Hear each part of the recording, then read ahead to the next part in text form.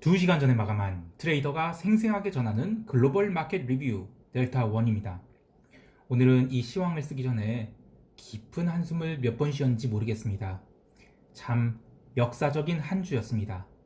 아마 산전수전 다 겪으신 분들일수록 더욱 한숨이 깊이가 컸을 것 같은데요. 최소한 그분들은 돈을 깨먹진 않으셨을 것 같아요. 그런데 이런 것은 10년에 한 번 올까 말까 한 모습인데 이런 게 왔구나 라면서 많은 생각을 하실 것 같습니다. 제가 술을 먹지 않기 때문에 소주를 마시러 가지는 않겠지만 주말에 좀 한적한 산골 커피숍 같은 데서 이런저런 고민을 해보면서 그 옛 지인들과 줌으로 콩콜이라고 하고 싶네요. 어쨌든 이런 시장에 이 고변동성이 나타나면 그것이 기회이고 돈입니다. 단지 내가 모든 것을 다 챙겨 먹지 못해도 리서치를 계속하면서 합리적인 근거를 찾아 나가다 보면 이 각자의 역량에 맞는 이익이 기회를 챙길 수 있을 겁니다. 좀 건방진 이야기라 송구합니다만 델타1이 그런 기회를 찾는 데 도움을 드리고 싶습니다. 자, 아시아 세션부터 리뷰 들어갑니다. 코스피 시장은 어제 미국 시장의 상승으로, 특히 반도체 지수의 상승으로 미국 시장이 올라서 마감을 한 관계로 오늘도 갭상승이 예상되긴 했지만 생각보다는 선물 갭상승폭이 크지 않았습니다. 그래서 오늘은 숏이 나올 수도 있겠구나, 그 정도만이었지요.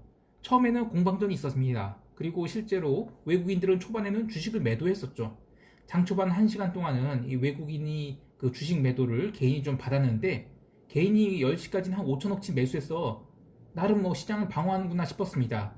그러면서 내재 변동성이 눌리길래 그래 맞아 오늘 양매도지 라고 생각을 했는데, 한편 일봉 차트를 보면 한 번 더 오늘 액션이 나올 수 있는 가능성이 있었거든요. 그래서 저는 오늘 같은 상승까지는 아니고 위아래 꼬리가 아주 크게 도찌가 나오는 그런 가능성을 봤습니다. 왜냐면 이 해외 시장이 도와주지 않을 경우 오늘 우리 시장은 이 주말을 앞두고 포지션을 이익 실현하려는 입장이랑 또 그래도 추세 추종으로 매수하려는 입장이 충돌할 가능성이 컸기 때문에, 그래서 큰 도찌가 나올 것이라 봤고, 또 상승장에서 큰 도찌 하나 정도 나오는 거는 전혀 이상한 일이 아니에요. 큰 도찌 나왔다고 하락 아니거든요. 예. 그런데 이 외국인이 오전 30분 동안만 주식을 매도하다가 전략을 바꿨어요. 그 뒤로 주식을 매수에 들어오기 시작했는데요. 옵션 변동성이 죽다가 외국인이 주식 매수가 공격적으로 들어오는 걸 확인하자 그래 이거 오늘 또 일 나겠구나 싶었죠. 예. 그래서 이제 오전 11시까지 프로그램 비차익 매수 3천억이 딱 들어왔는데 이거 다 외국인 작품이에요. 여러분 제 영상 계속 들어보신 분들이라면 거의 매일 이 프로그램 비차익 매도가 나왔던 게 요즘에 좀 줄어든다는 거 기억하시는지 모르겠습니다. 최근에 이제 베이시스가 좋아져서 차익 매도가 멈춘 게 며칠밖에 되지 않아요. 그런데 이쯤 하면 오늘 시장 웬만해선 안 빠지겠구나 무조건 감이 와야죠. 왜냐면 비차익 매수가 벌써 11시까지 3천억이 들어왔으면 비차익 게다가 추세로 들어오고 있는데 장 막간바가지 얼마 들어오겠어요. 예. 그리고 그 비차익 매수를 외국인이 주도한다? 외국인도 주식을 살 때는 기관처럼 알고리즘 트레이딩으로 닥치고 매수하는 거거든요. 그래서 그냥 종가 고가 간다고 봐야 됩니다. 다만 저는 이 콜옵션 내재 변동성이 워낙 높은 상태라서 과연 이 변동성을 실현시켜줄까 고민이 컸는데요. 아니나 다를까 오후 1시 30분 좀 안 돼서 선물을 쫙 누르면서 콜이 박살나려고 했어요. 그러니까 그것만 보면 그래 오늘 도찌 아니면 윗꼬리 정도는 생각할 수 있었는데요. 야, 그게 중간 눌림이었습니다. 비차익 매수는 전혀 멈추진 않았어요. 오히려 1시 이후에는 가속도를 붙여버렸죠. 시장을 그렇게 오후 1시 이전과 이후로 나눠보면 오후 1시 이전에는 지수가 강세이긴 강세였는데 나름 선물시장에서는 매도가 있어서 대충 이만큼이면 다 왔다 하는 입장이 커 보였죠. 물론 선물시장에서 적극적인 매도가 나왔다는 뜻은 아닙니다. 오늘 사실 개인들은 선물시장 옵션시장에서 그냥 손 놓고 바라보고 있었어요. 그런데 이 외국인들이 아니다 끝까지 간다 라고 현물을 계속 땡겼죠. 그래서 오전 1시까지 1시 이전에는 선물이 105대2전이었는데 오후 1시 이후에는 외가격 옵션 특히 콜옵션이죠. 이렇게 커버링이 나오면서 합성 선물 고평가가 일어납니다. 그래서 오히려 현물 저평가, 합성 선물 고평가의 그런 프로그램 차익 매수가 들어오게 됐어요. 즉 1시 이후에는 사실상 지수가 올라간 게 이 옵션 커버링 때문이었다라고 할 수 있겠죠. 외국인은 장마감 무렵 선물을 6,400억 매도를 했는데 이거는 그냥 주식 매수 1조 6천억 한 거에 해지 정도로 보고 있습니다. 그 외에 두 가지 더 체크를 해보면 오늘 외국인이 1조 6천억 주식 샀잖아요. 개인이 5,500밖에 주식을 안 팔았어요. 그리고 나머지 6천억은 연기금이 순매도를 했죠. 그러니까 이걸 해석해보면 개인은 오늘 지수가 한 4% 넘게 올랐는데 이 인덱스 상승의 평가이익을 그대로 갖고 있다는 뜻입니다. 즉 매물이 잠긴 거예요. 굉장히 좋은 얘기입니다. 또 하나는 외국인들이 대량 주식 매수에 대한 이 카운터 파티가 옛날엔 대부분 개인이었어요. 그런데 그게 아니면 프로그램 매매의 주관하는 기관들이잖아요. 근데 개인이 나 주식 안 내놔 이렇게 하고 있고, 응? 그리고 프로그램 매매 오늘 보면 매도 차익 거래 얼마 안 나왔어요. 오히려 매수 차익도 종종 들어왔습니다. 그리고 그동안에는 뭐가 누적돼 있어요? 프로그램 매도 차익이 엄청나게 누적돼 있잖아요.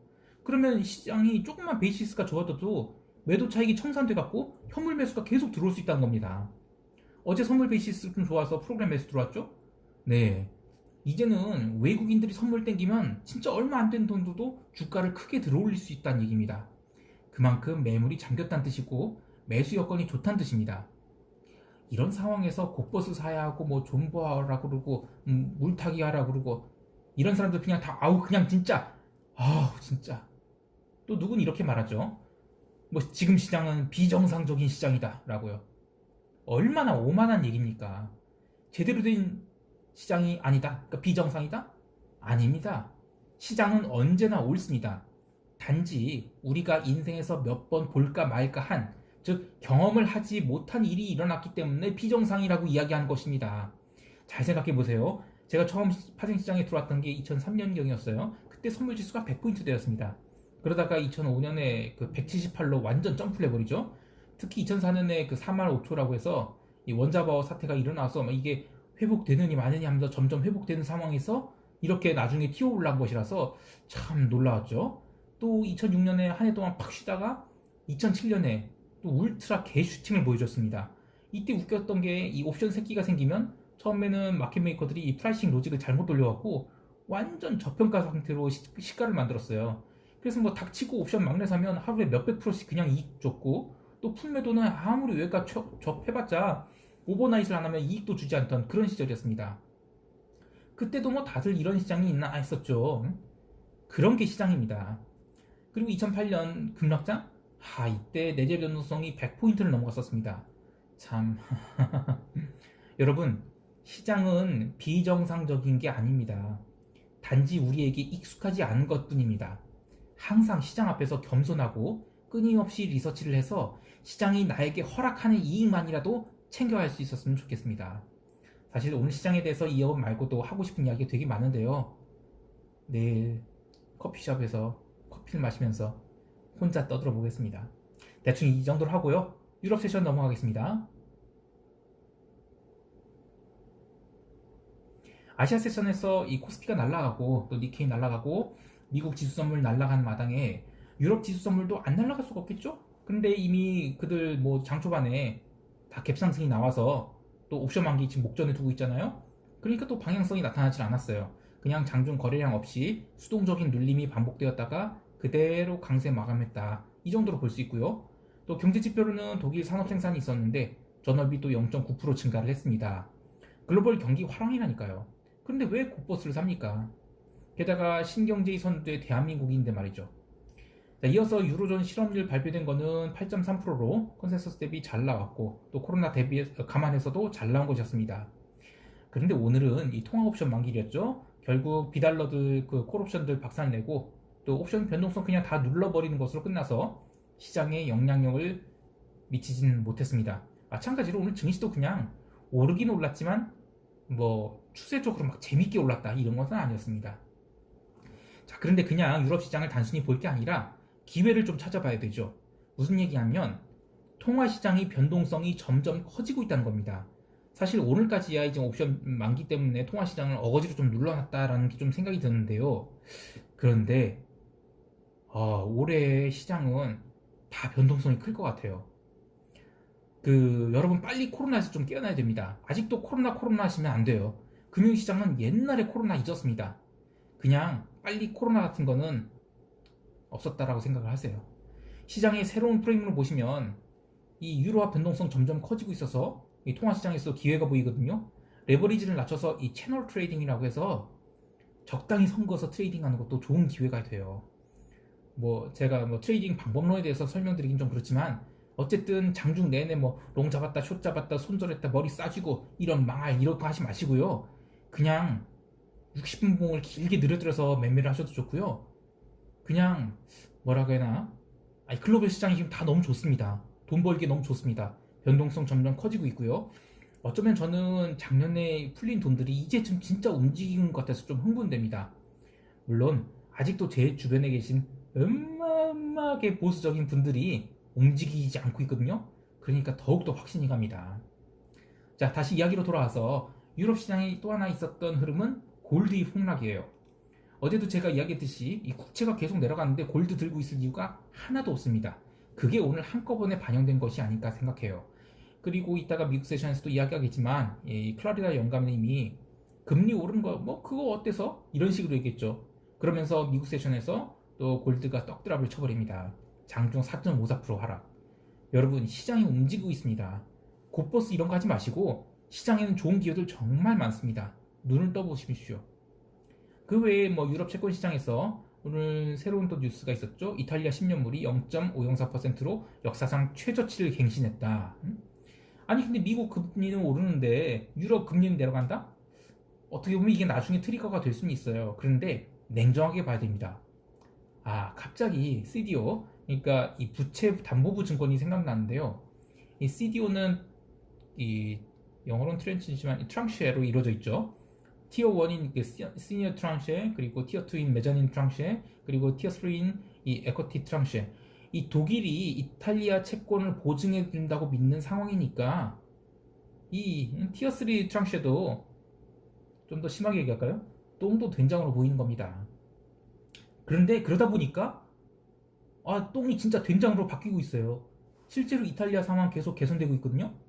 그래서 지금 유럽 하위 국가, 그 하위 티어 국가들이 금리 하락을 나쁘게 볼 이슈가 아니에요. 마지막으로 이 오늘 모건 스탠리에서 FTSE 100 밸류에이션 매력이 있다고 콜했어요. 그래서 아무쪼록 저는 FTSE가 올해 한번 제대로 불타줄 수 있기를 바랍니다. 이제 미국 세션 볼까요? 미국 세션에서 가장 큰 이슈는 역시 논판 페이롤이었습니다. 어제 시장은 코로나 같은 건 대충 잊었고 선거 이슈도 대충 끝났고 이제 현실의 눈을 좀 뜨기 시작할 건데요. 좀 있으면 또 어닝 시즌이죠. 실업률은 6.7%로 컨센 대비 그래도 잘 나왔어요. 근데 고용자 수는 심각하게 나쁘게 나왔습니다. 그래도 저는 코로나 고려하면 선방했다고 봐고요. 그리고 시장도 뭐 논판 발표됐다고 해서 밀리지는 않았어요. 오히려 시간당 평균 임금이 YOY로 증가한 게 좀 눈이 뜨는데요. 이 코로나 때문에 음식 숙박, 그러니까 음수업에 종사하는 저임금 노동자들은 좀 고생을 많이 하고 있는데 나머지는 인플레라는 거죠. 지금은 뭐 백신 맞힌다 어쩌고저쩌고 하는데 이제 치료제까지 나오잖아요. 그러면 정말 어마어마한 파도가 밀어닥칠 거라고 봅니다. 이렇게 미국 본장이 시작되기 전에 시장은 나름 강세 분위기로 변동성 계속 죽이고 있었는데 장 시작하고 나서는 다우지수에서 이익 실현 매도 물량이 꾸준하게 나왔죠. 그래서 새벽 3시 30분까지 3시 40분까지네요. 시장을 쫙 눌렀습니다. 타우가 장중에 한 마이너스 1.08%까지 조정을 보이고 나서 그다음부터 또 스트레이트로 반등을 해서 장중 눌림을 모두 회복을 했습니다. 눌린 이유가 뭐 민주당이 조 맨치니 상원의원이 추가 현금 지급 절대로 지지하지 않을 것이다 이렇게 워싱턴 포스트에서 보도했다고 그러는데 솔직히 그것 때문에 그런 거 아니고요. 그냥 이익 실현 나온 거예요. 나중에 CNBC가 열심히 수습한 보도 냈죠. 근데 저는 이 글로벌 시장이 변동성을 죽이면서 상승하는 상승장이 들어왔다고 봐요. 상승장의 특징은 장중에는 제법 큰 눌림 줄 수도 있어요. 그런데 결국에는 계속 양봉 만들어가면서 올라갑니다. 아니면 갭상승을 하든지요. 이러면 장중에 포지션 털리고 이럴 수 있어요. 그냥 쭉 들고 있어야 됩니다. 그래야 돈이 됩니다. 아니면 리스크를 감수하고 내가 어느 단계까지는 적극적으로 물타기 할 것인지 각오하고 물타기를 하시거나요. 상승장에서 숏으로 벌 생각하시면 안 됩니다. 개별 종목 보면 또 테슬라가 7.4% 올랐죠. 오늘은 이 에버코어라는 회사에서 테슬라 숏에 항복 문서를 보냈네요. 내용 중에 이런 말이 좀 눈에 띄는데요. 테슬라를 어토모빌, 그러니까 자동차 회사로 평가했던 것이 잘못이다. 테슬라는 텍 기업이다. 이렇게 봐야 된다고 했어요. 그러면 현재의 멀티플은 정당화될 수 있다고요. 이런 구절이줄이 필요 없고요. 그냥 항복 문서 낸 겁니다. 어제 좀 달렸던 금융주는 오늘 좀 쉬었고요. 못 올랐던 스타벅스, 코카콜라 이런 소비재들이 반전을 시도했습니다. 그냥 변동성 죽이는 장세로 보면 되겠습니다. 그리고 나 또 하나 생각한 게 이 테슬라 항복 문서들이 족족 나오고 있는데 조금 궁금하긴 합니다. 진짜 클라이막스가 언제가 될지. 일단은 저는 시장에서 큰 변동성 수반한 도찌가 나와야 돼요. 뭐 아니면 윗골이 크게 달린 음봉이 나와야 좀 쉬어갈까라는 고민을 할 겁니다. 그러기 전엔 지금 뭐 치지 마세요. 그냥 무조건 치지 마세요. 자, 이제 시장 총평하겠습니다. 제가 2003년에 처음으로 파생시장에 들어와서 옵션 매도를 시작했는데 그때는 기관도 그렇지만 이 개인도 옵션 매도를 제법 했어요. 조금 뭐 나름 자기가 똑똑하다고 생각하는 사람들은 옵션 매도를 좀 했었고요. 또 투기적인 것을 좋아하시는 분들이나 각자의 역량이 허락한 대로 옵션 매수에서 뭐 좋은 성과를 내셨던 분도 많았어요. 벌써 18년이 지났네요. 정말 감사하게도 저는 아직 이 시장에 붙어 있습니다. 이제 뭐 나이가 먹어서 옵션 매매 적극적으로 하지도 않고 또 개인 비즈니스로 먹고 살고 있는데 그래도 정말 다행스럽게도 아직 매일 시장 모니터할 에너지가 남아있네요. 언젠가 제가 이 고려마을 유학자 길재의 시조를 인용해서 이런 말을 했었어요. 시장은 의구한데 선수는 온데간데 없어라. 하여간 뭐 이야기하고 영감님 같다고 무지하게 욕먹었는데 아무튼 이제 시장을 바라보니 엄청난 기회가 보입니다만 그대들은 다 어디 계십니까? 참 그립습니다. 아무튼 정말 좋은 시장입니다. 부디 곧버스 이런 거 생각하지 마시고요. 이런 좋은 시장에서 열심히 리서치 하셔서 자신의 몫을 꼭 챙기도록 하시기 바랍니다. 그리고 제가 이 영상은 좀 특별히 좀 부탁을 드리는데 이 영상 좀 주변 지인분들에게 좀 펄 날라주세요. 뭐 링크도 좀 날리시고 또 게시판들도 좀 많이 올려주시고요. 왜냐면 이게 아직도 사람들이 컨센서스가 솔직히 말해서 지난 한 2주간 곧버스 사라고 외친 사람들 정말 많거든요. 그래서 물린 사람들이 꽤 많을 거예요. 그런 분들한테 지금이라도 좀 각성을 시켜줘야 됩니다. 저는 한국의 개인 투자자들이 돈 많이 벌었으면 좋겠어요.